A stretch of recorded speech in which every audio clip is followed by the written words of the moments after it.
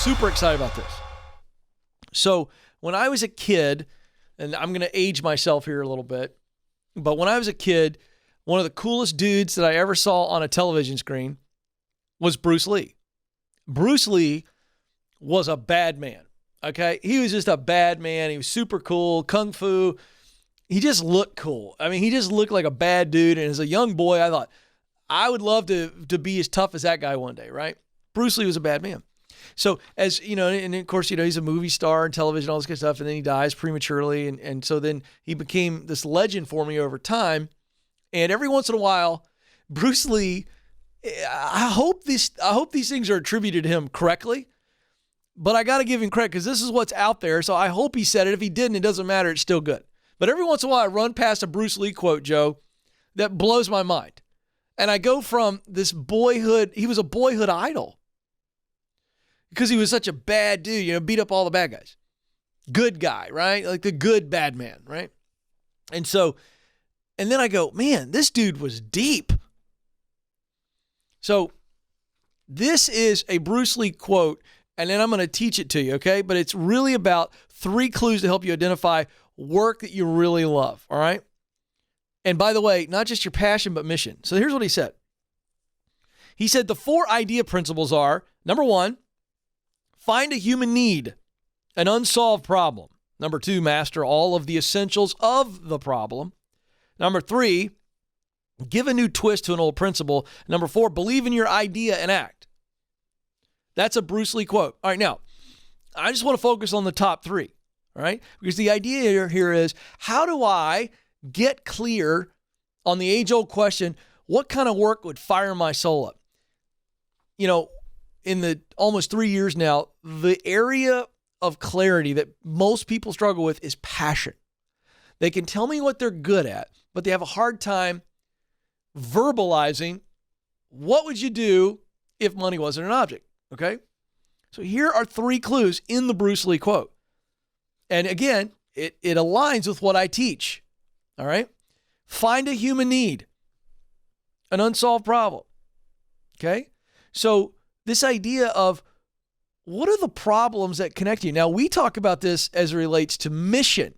Who are the people you want to help? What are the problems you want to solve for those people? And what's the solution to the problem? But understand, many times if you're struggling with the work and how to describe the work you want to do, you can move to the questions we ask in what results matter most to me. And this is what he's talking about. Find a human need, an unsolved problem. And by the way, you're not just looking for any problem. What are the problems that draw your heart in? Number 2, master the essentials of the problem. Now, this is good. Like, really dive into the problem. It's not enough to just say, well, you know what? I'm really passionate about helping single moms. Okay, great. Love that. There's something in your story that makes that a reality. But you got to dive deeper. What's the problem or problems that single moms have that really pull your heart? Now we want to go deeper.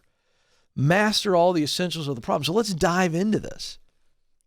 What are all the things associated with this problem? And then the third item is give a new twist to an old principle. So who's helping? The way I look at that is I go, if I identify a problem that I can get excited about because I connect with the people and that problem, now I'm going to start going, well, who's helping those people right now? How have they been doing it? See, when I hear Bruce Lee say, give a new twist to an old principle, the idea here is I'm going to put my lens on it. And what do I mean by lens? My experience. So you all have heard, if you've been watching the show or listening to the show for any amount of time, I always try to help people see the direct connection between the work they love and the results that matter from their own journey, from their own story. And so when you can make that connection and you see that, then the idea here is, okay, who are all the people helping? So let's just say it's substance abuse. I want to help people avoid substance abuse? I want to help people overcome substance abuse? Great. Who's helping people get over substance abuse? Well, there's these clinics, and then there's these retreats, and, you know, there's this doctor, psychiatry, whatever. You start looking at all the different people, authors, podcasts. Look at everybody out there who's helping the people that you most want to help. How are they coming at those people's problems? And when you begin to really, truly examine this, that's when you put your spin on something. See, there's nothing original in the world. There's no original idea at all. So you put your spin on it. And you look at it and go, okay, I see it this way, and I think I'd add this, and I'd come at it this way, and that's all coming from what you have learned, education, and what you have seen and felt. That's your experience. So the idea of putting your lens on it is your education, your experience, and that will become your way of doing it. Everything I talk about on the Ken Coleman Show, not one thing I say is new. Not one thing have I ever said or will I ever say that is unique to me, except for maybe the way I say it. You understand? I may say it this way, but what I am saying and the truth and the methodology and the philosophy and the theology, none of it's mine. I've put a little different skin on it. Maybe I've put a couple new things and a new way of saying on it, but I'm not coming up with anything new. And so I want to encourage you that as you're really trying to get clarity, it can get very overwhelming when you try to think about, well, what am I going to do and how am I going to do it and where am I going to do it? Don't focus on that. Those are the big headings, and you'll get the answers to that.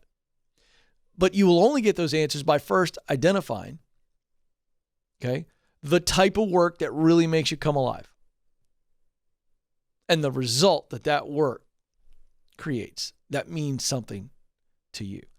You do that, clarity is just going to wash all over you. And then confidence begins to seep in. And now it's not so scary to go, well, what do I want to do? Why do I want to do it? Where do I want to do it?